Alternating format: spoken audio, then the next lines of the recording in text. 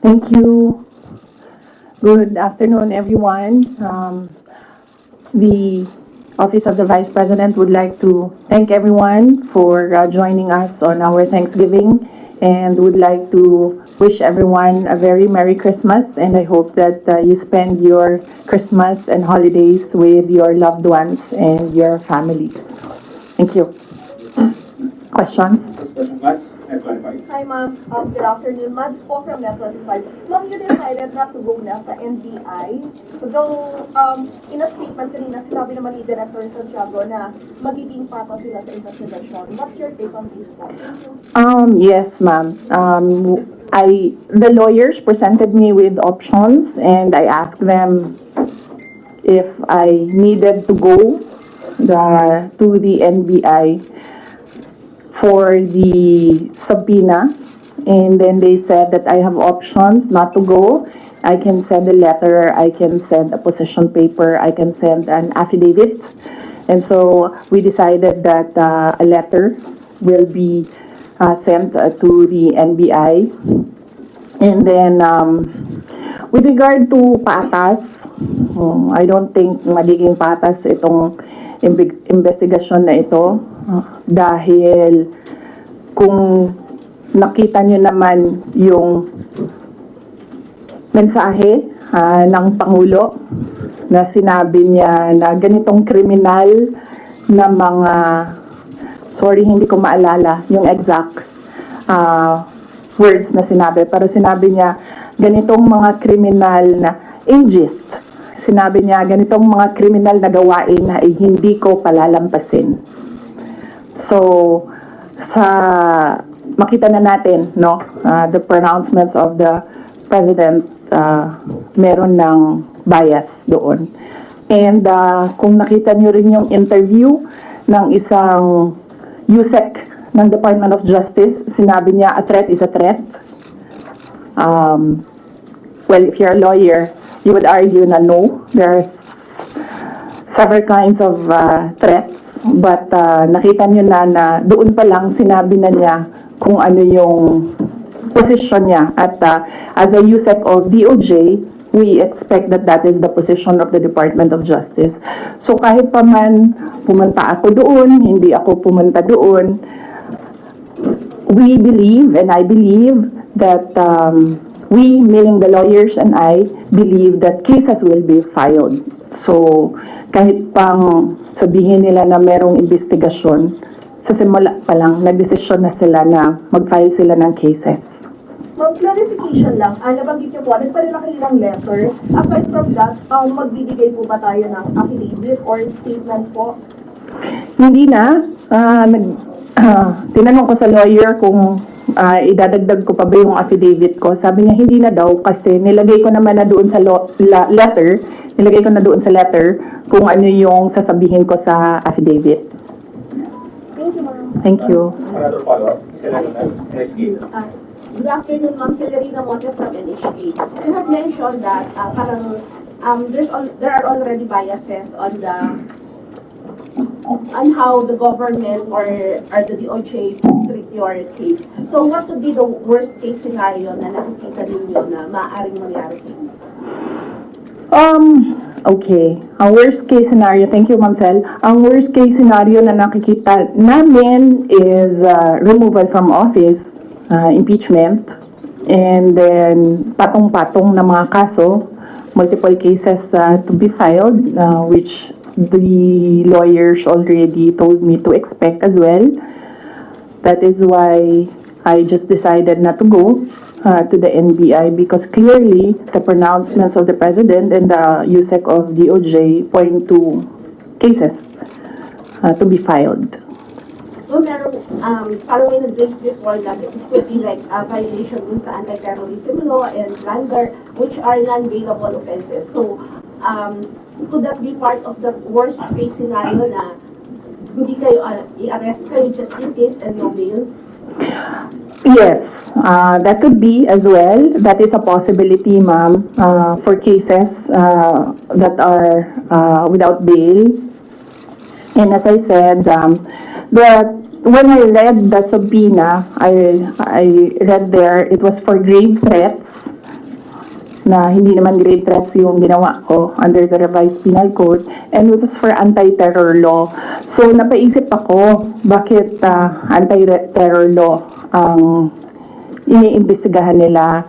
And then it's not the first time that I've heard of the anti-terror law used against a person. So the first time I read about it, they used it against Congressman Arnie Teves.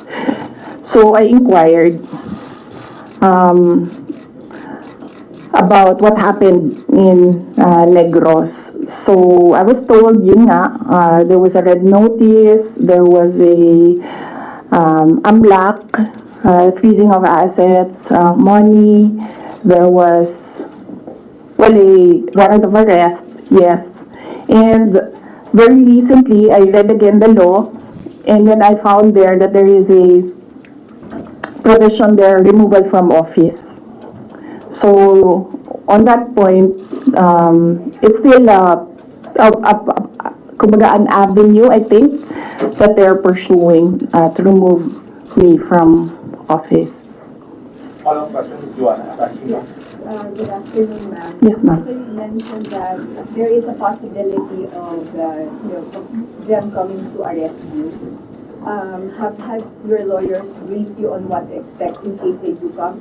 And will you allow yourself to be arrested, or will you, because there have been others who have fled, will you want to face people, face the law enforcers who will arrest you, or will you also try to not get arrested?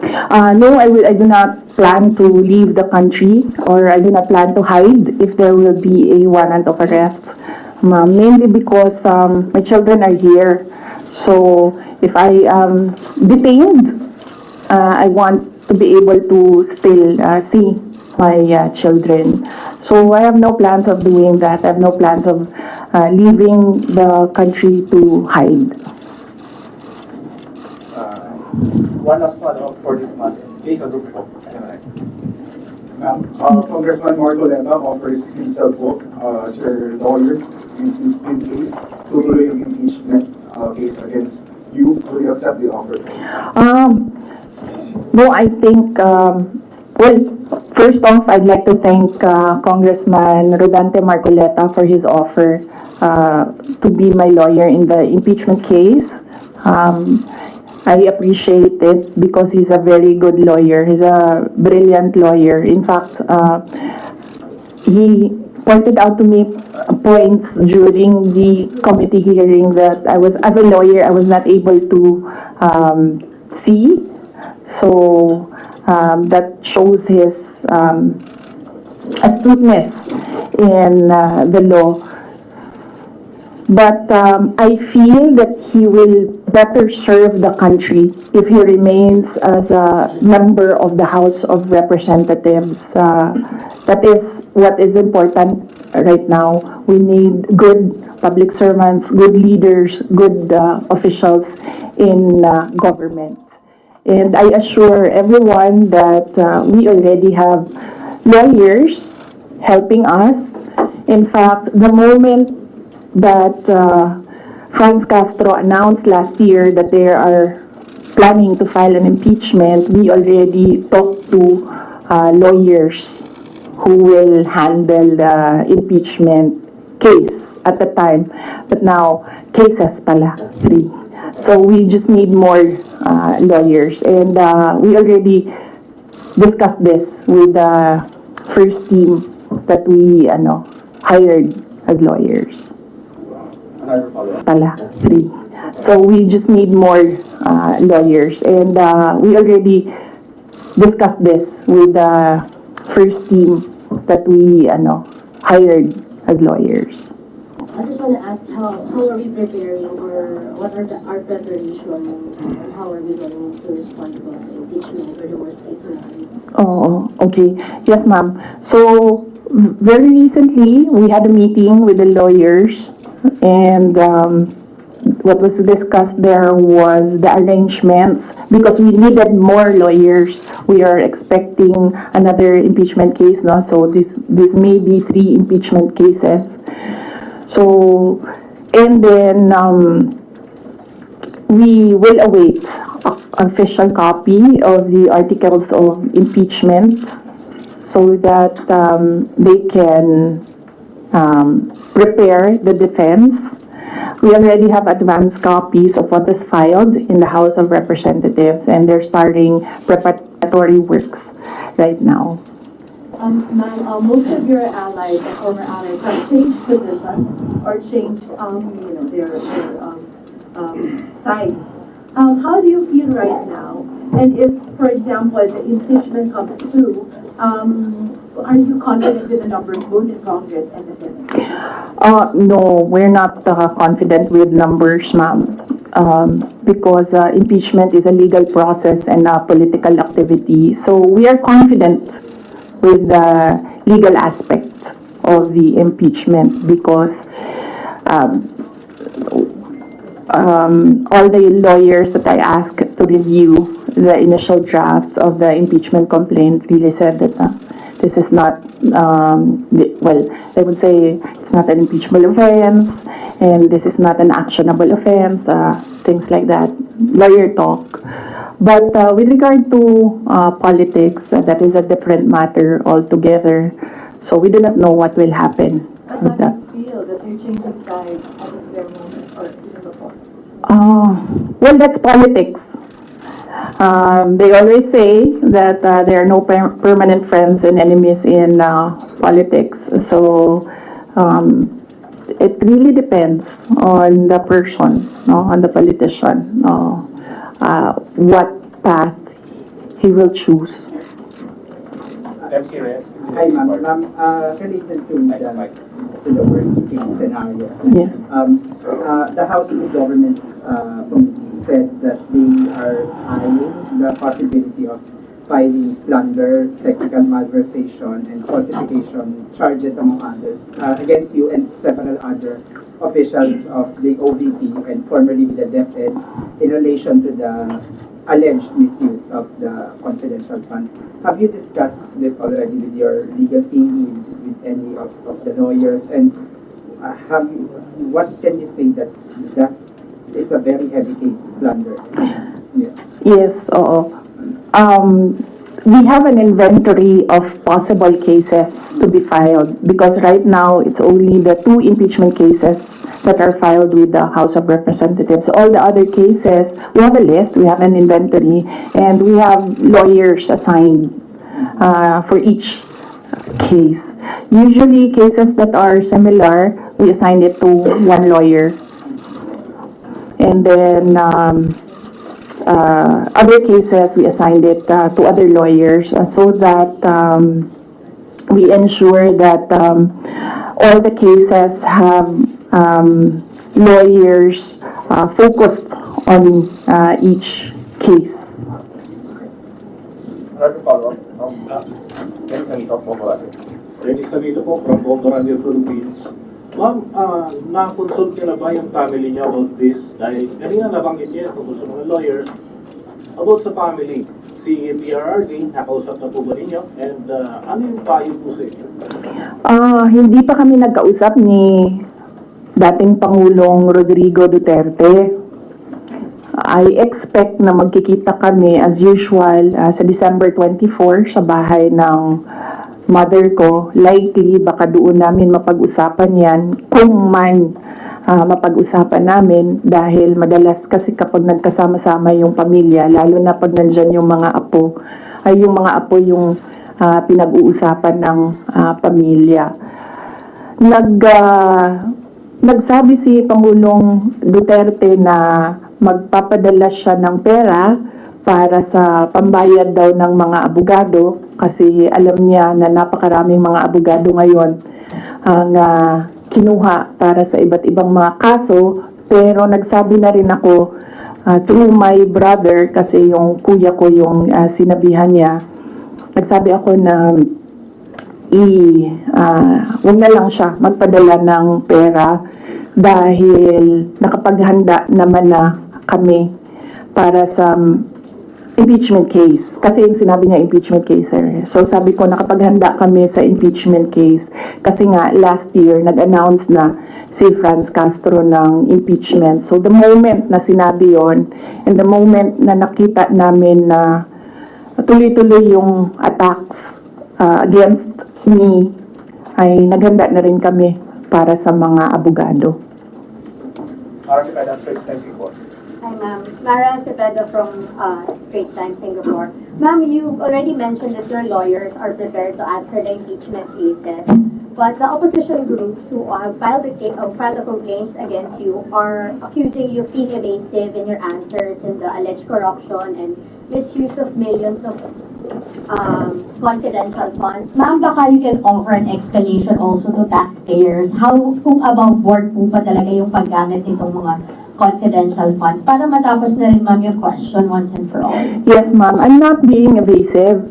If you are referring to the budget hearing and the hearings in the House of Representatives, I'm not being evasive. I am not answering the questions because they have no authority to ask confidential questions. I am answering questions about the use of the money in the Commission on Audit, and there is you ask the Commission on Audit if there was anything at all that they can say or see that we are not cooperative with the audit. So it is wrong to say that I am evasive. I am definitely not answering questions about the use of the fund, about confidential funds, because it pertains to national security and the lives of the people involved in intelligence operations. And yes, as I said, we have fully cooperated with the audit process of the Commission on Audit, who has the sole jurisdiction to ask questions about the use of confidential funds. In fact, 2/4 of the Department of Education are already cleared by the Commission on Audit, but it is still being questioned inside the committee in the House of Representatives. So that is the reason why I am not answering questions from the House of Representatives. Plus the fact that, as I said, it is an attack. It is a political attack. If you are in aid of legislation and you want to legislate about confidential funds, you do not target one office and terrorize and torment the employees of that office. What you do is you do a sampling, a random sampling of the offices who have confidential funds. Why not call the office of the president, who has billions and billions of confidential funds, if you want to legislate about confidential funds? So that shows that they're singling out the office of the vice president, and I really feel that it's very disrespectful to the office of the vice president. That is also why when they ask that I respect their process, respect begets respect. So if they want respect, they should first respect the office of the vice president. That is what I was saying, that they don't like me, they don't like my person, they don't like Inday Sara Duterte, but they have to respect the office of the vice president. So if they want to investigate confidential funds, they don't single out one office. I understand, ma'am. VP, just a follow-up. Was it yesterday or the other day, the House also alleges that over 400 names na nag-cite po acknowledgement receipts, again, on the issue of the confidential funds, wala daw pong records at the BSA. Ma'am, you can offer an explanation because we know that this is a legal proceeding, pero pinag-uusapan po siya ngayon, ma'am, sa bahay ng bawat Pilipino. Kaya explanation if this is above board or bakit wala silang birth certificate, ma'am. No, I will not explain. I will not give an explanation because it will entail that I explain intelligence operations which will compromise offices who do intelligence operations. It will really compromise how they work. So no explanation will be given to the members of the House of Representatives. One final follow-up from me, ma'am. Then what's your response to accusations that an office like the DepEd and the OVP have no jurisdiction naman to have these confidential funds that are spent for national security? Well, the confidential funds was the first transfer of confidential funds was from the office, from the contingent funds to the office of the Vice President, and this was approved by the office of the President. The next year confidential funds was 2023. We submitted it to the Department of Budget and Management. It was approved by the Department of Budget and Management, and therefore it implies that it was approved by the Office of the President because it was included in the National Expenditure Program, the NEP. So, and then it was approved by Congress as well. The only reason why we did not use the confidential funds in the fourth quarter for both offices because I was already flagged by a friend inside the House of Representatives that they will attack you using confidential funds. So yes, it was duly approved by the Office of the President and both houses of Congress as well as because it was included in the General Appropriations Act. So it was not, we presented it, we defended it, they approved it. We used it, and then the question on utilization is under the Commission on Audit. That is how the system works. They cannot use or they cannot twist the system according to their personal interests. Really, all these circumstances and events happening surrounding the office of the Vice President is a race to the presidential election in 2028. Unfortunately, they are attacking the office as well.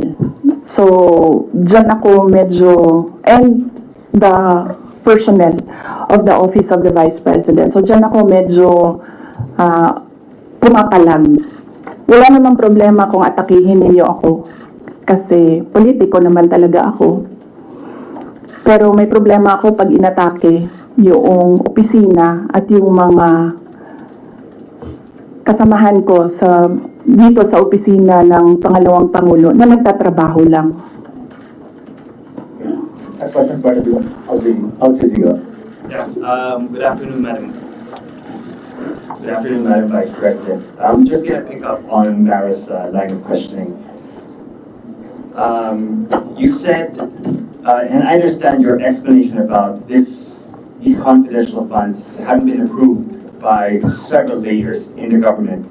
But maybe just to go back to the basics, if you can explain to ordinary Filipinos why the Office of the Vice President needs confidential intelligence funds. Okay. Yes. For the Office of the Vice President, it's not the first time that the office was granted confidential funds. During the time of Vice President Binay, the office was already given confidential funds. The confidential funds we use in relation to our work and national security. All the projects and the programs of the Office of the Vice President target poverty alleviation. There is a direct correlation between poverty and national security. So what we do is we want to target the areas where we put our projects so that we achieve, peace and order, security. So we don't want our projects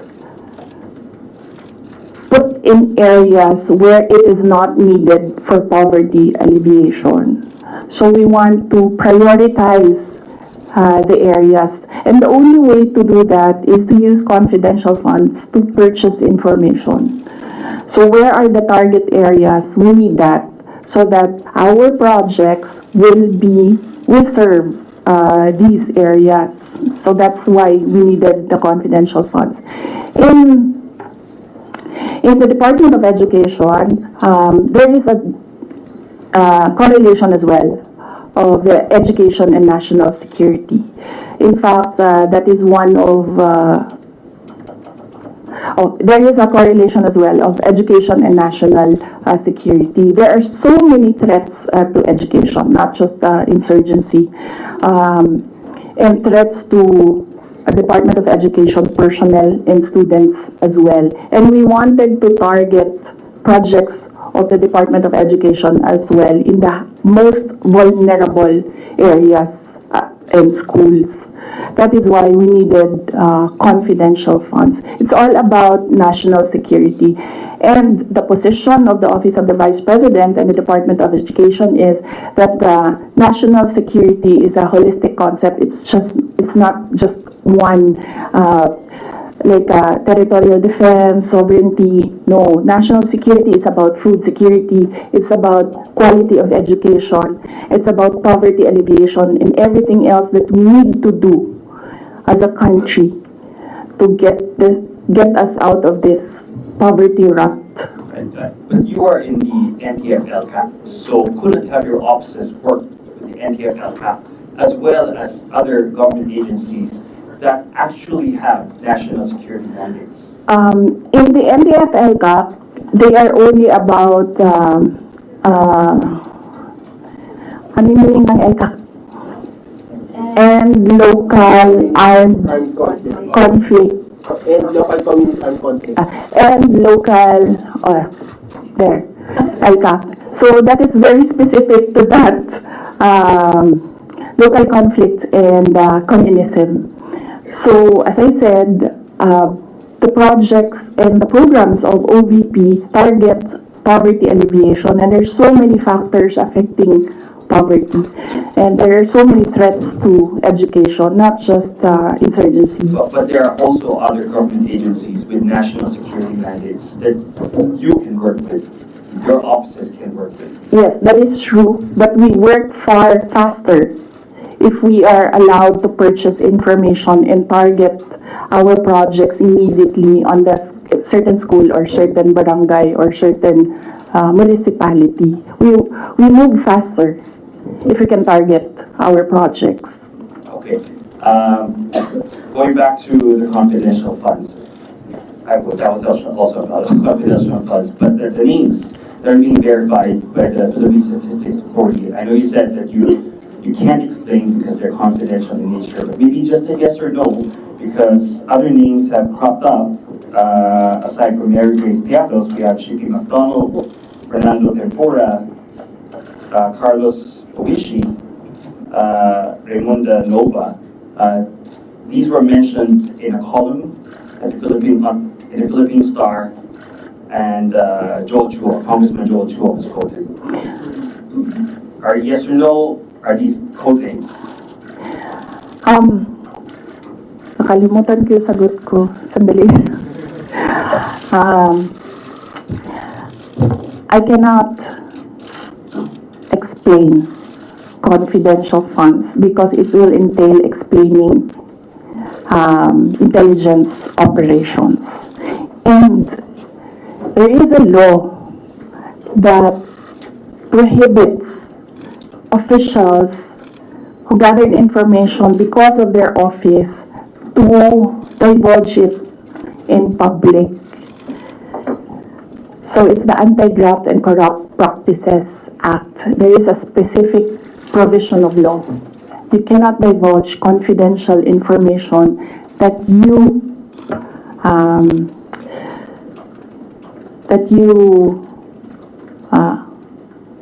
received while in office. So you won't even say these are No, that's because code names. that will add to cases that may be filed against me. Okay. One last, sorry. Yes. Why the choice of a letter submitted to the NBI instead of an affidavit? Wait, hold on. I can answer. I can give you a very short answer with regard to ARs.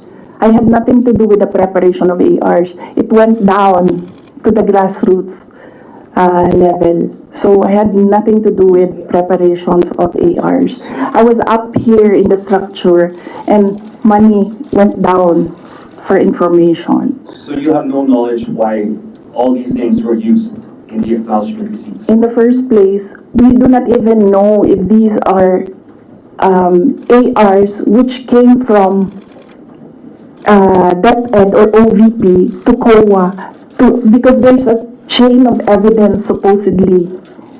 In law, there's a chain of evidence, handling of evidence. So right now, nobody can really answer that because nobody knows if these ARs are true. Because we don't know if it came from us. That's what they're saying. That's what they're alleging. Yes, that's what they're saying. From the OVP submitted to COA. Yes, but there is a legal process in the custody of evidence. So right now, we really cannot say if the ARs came from us.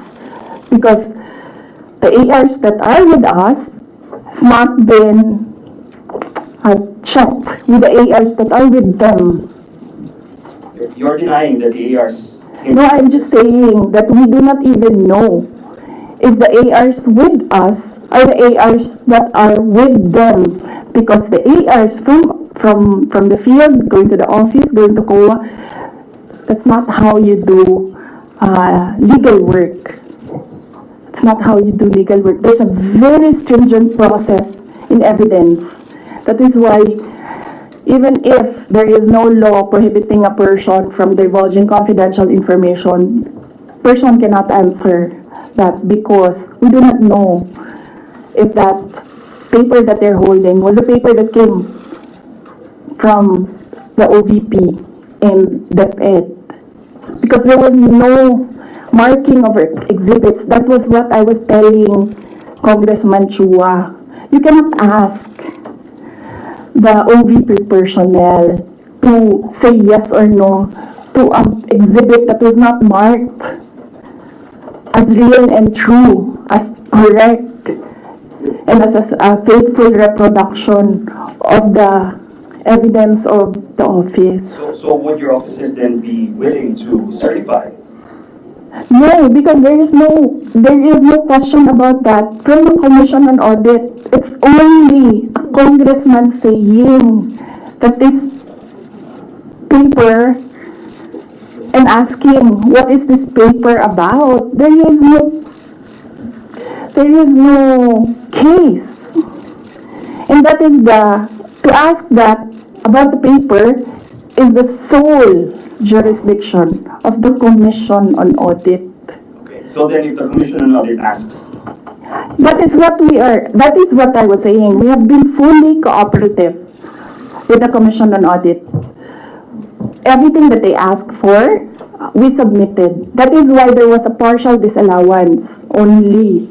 And even then, we are not yet finished with the process because we can still submit documents that are required by the Commission on Audit. That is the problem right now. As I said, they are doing work that they are not that is not under the mandate of the House of Representatives. They cannot audit. They cannot question at all. They cannot make me answer and say that we represent the taxpayers and you have to answer. No, I will only answer to the Commission on Audit because that is the body who can ask us questions about the fund use. Next question. Got to me to Amy Rivera. Good afternoon, ma'am. Ma'am, on the issue of your budget not being reinstated or restored, your reaction first on the decision of the bicameral conference committee? Well, we do not expect anything about the budget of the Office of the Vice President anymore. As I said,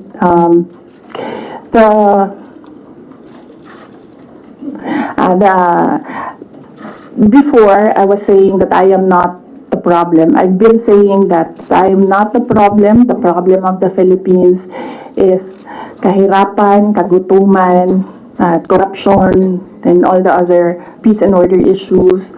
But it is clear right now that they consider me as the problem already. So I will not help them solve the problem.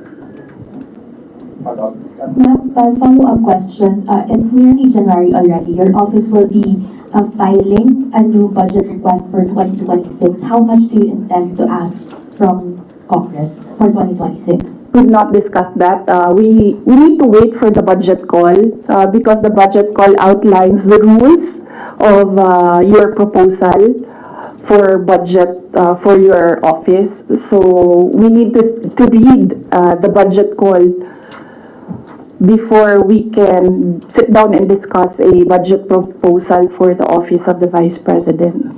Ma'am, but top of mind, are you still considering to hike the 733 million, or will you be happy operating on the same expenses in 2026? I cannot answer that because there are rules.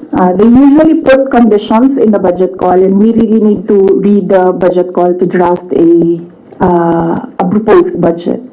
Just to follow up on the budget, in the previous interviews, you said that you cannot give a definite answer on what will happen with regards to your satellite offices, given that the budget was not final at that time. But given that the BICAM already decided not to reinstate your original proposal of 2 billion, what will happen to your satellite offices? There are around, I think, 10 satellite offices across the country. Yes. Well, we have to see if we can continue with the projects that they are implementing. We need to see if the projects are still there, and then if they can still implement the projects. So that is something that we have to discuss with the execom of the Office of the Vice President. Nandun po ba yung possibility of shutdown? And then ano po yung nasabihan na po ba yung mga affected personnel just in case na magsha-shutdown nga po mga satellite offices? Galing sa central office ng Office of the Vice President, wala kaming sinabi sa kanila. Pero since nababasa naman nila sa media yung nangyayari sa budget, I am sure that they are preparing themselves as well. Good afternoon, Christian. This is Double B. Ma'am, it was mentioned before na po-pull out yung security nyo at papalitan. Meron na po bang update dito? Tsaka sumulat po ba kayo sa iyo here? Yes, wala pang update doon sa pull-out and replacement. Nag-aantay kami sa Armed Forces of the Philippines kung kailan nila gagawin yon. Yes, nagpadala ako ng letter sa Chief of Staff ng Armed Forces of the Philippines. Meron lang akong mga nilatag doon na mga requests. Pinakauna doon is hindi na kami tatanggap, hindi na ako tatanggap ng replacements. So kung magtanggal sila, hindi na nila i-replace. Iwan na lang nila kung ano yung maiwan, and kung wala mang maiwan dahil tatanggalin nila lahat, I already said that I will seek security arrangements outside of the Armed Forces of the Philippines already. Parang private na, mag-outsource na kayo. I mean, kasi normally naman, di ba, pag Vice President, may naka-designate dyan from the AFP, from the PNP. So, dahil nga, yun nga, may pull out. And so, ang plano nyo para mag-outsource na lang kayo? Yes, we are exploring private security services. Yes. So, my husband, ma'am. Huh? Would that be construed as a private? No, because there are professional security services. So that's not considered as a private army. And I do not know if these individuals are allowed to bring guns. So that makes them less of an army, ma'am, kung wala silang baril. Hindi ko alam yung sa professional security services. But that is one option that we are preparing for in case there is a pull out of the entire security detail from the Armed Forces of the Philippines. Initially, I asked my husband And then he said that he'll make arrangements. Out of pocket, ma'am. How much are you estimating for that? Well, wala pa kaming, we have not requested for proposals yet from service providers. We have not requested a proposal yet. So, but Security agencies that you're I think only Filipino organizations or agencies are allowed that kind of service within the Philippines. I think, Mama, I do not know. But I know that they are Filipinos, yes. Do you also do you feel secure? No, I don't. Your children. No, ma'am. No. But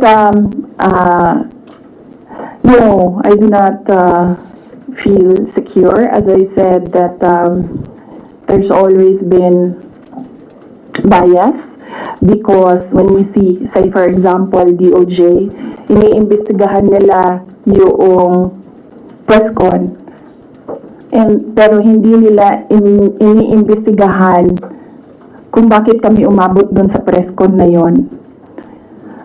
Iniimbestigahan nila ang threat ko, no, pero they've not ever investigated threats against me, which are all documented, but we do not give them the information because we don't trust them at all. That's two questions right there for you.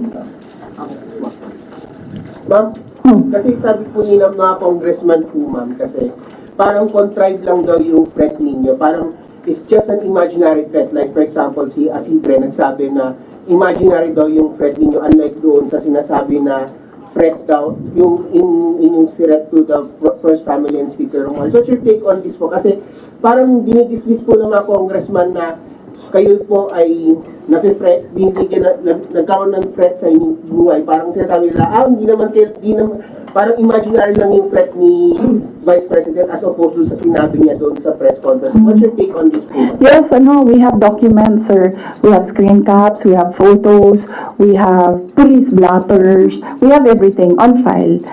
But I never talked about it before because I felt na it was part of my job as Vice President. You get that? Aba? So, and it does not affect my work. So, all the more that it was inconsequential for me at the time. But right now, seeing that they are picking out words that I said and making a case out of it and saying that these are threats. So, I think they should start with, where is this coming from? That is the question that they should ask themselves. But I don't think they'll ever ask that of themselves. So we'll just move on to the cases and the impeachment and whatever will come in the new year. Do you regret saying or making such threat to the President and the First Lady and the Speaker? No, ma'am. Buti na yung alam nila, ma'am, na pag namatay ako, hindi talaga ako, I will not die in vain. VP, you mentioned the 2028 presidential elections, that all of the attacks of the Marcos government to you now is all connected to 2028. But the last time, a sitting vice president, a very popular sitting vice president, was investigated for corruption allegations and refused to respond in the public forum. Natalo po siya sa elections, and I'm referring to former Vice President Judge Marvinay. Ma'am, are you concerned that your enemies would be able to turn public opinion against you and it will hurt any potential plans of you running for president? You're leading surveys as early as now. I've not seen the recent surveys, but yes, that is what they are trying to do, turn public opinion. That is the strategy. Yes. So, yes, that is what they are trying to do, turn public opinion. That is a common strategy in politics. Black propaganda and everything. Will it hurt my chances? I'm not yet a candidate. So right now, I am just the Vice President of the Republic of the Philippines and working for the country. So I am not yet a candidate, so I do not know if this will affect me. Maybe my decision in 2026 will consider what is happening right now, but I cannot really say with finality what will be the considerations for me to decide to run for president. As I said, just give me the last quarter of 2026. I think that is the best time for any presidential candidate to decide to run. Ma'am, pero isip po, ma'am, kasi ito, lumalabas yung keyword ngayon, binibinay. Para kayo ginagawang binay yung task for former Vice President J. Marvin. You think po, ma'am, binibinay kayo ngayon kasi malakas kayo ngayon this survey and possibly tinutukod nila kayo para mawala yung political clout ninyo sa 2028? Yes, oo, yun naman ang sinasabi ko eh. It's all, these are all political attacks. From the attack from the left on the confidential funds, the meeting with the Speaker of the House of Representatives, and the attack on the budget, and the other attacks that you see in social media. So these are all directed to remove me from the race, yes, and then of course remove me from office. Ay, that needs a sit down. Ay, lako. Talaga. Sasabihin ko sa'yo, you know, paano ko nalaman na gusto ni, na plano or gusto ni Martin Romualdez na mag-president? Ay, naku. Halaga. Sabihin ko sa'yo. And this is personal knowledge. Kasi narinig ko talaga. I was there. So, kaya alam ko sa simula pa lang, nung narinig ko yun, okay. Wala lang din sa akin yon. Kasi lahat naman pwedeng tumakbong presidente eh. Diba?